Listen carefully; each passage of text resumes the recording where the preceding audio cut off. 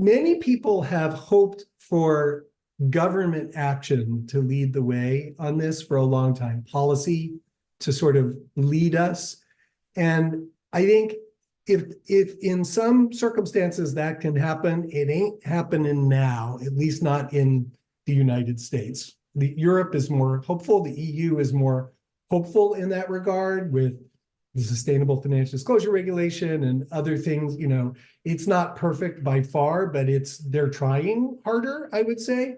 So in the United States, I've given up short-term hope for our government to save us. And therefore, I'm looking to the private sector to do so. And there are green shoots in the private sector doing so. There are corporates that are behaving better and or taking responsibility for the ways that they don't behave as well as they might. There are NGOs that are hard at work on various aspects of big world problems.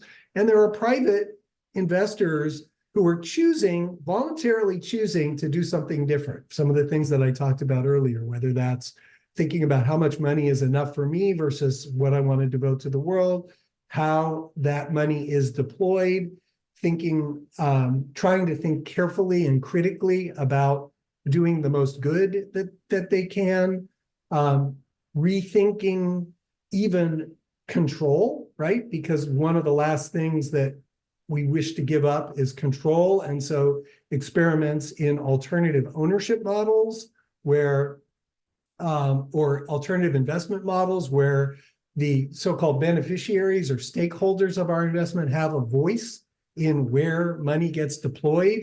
These things are, I think, incredibly inspiring examples.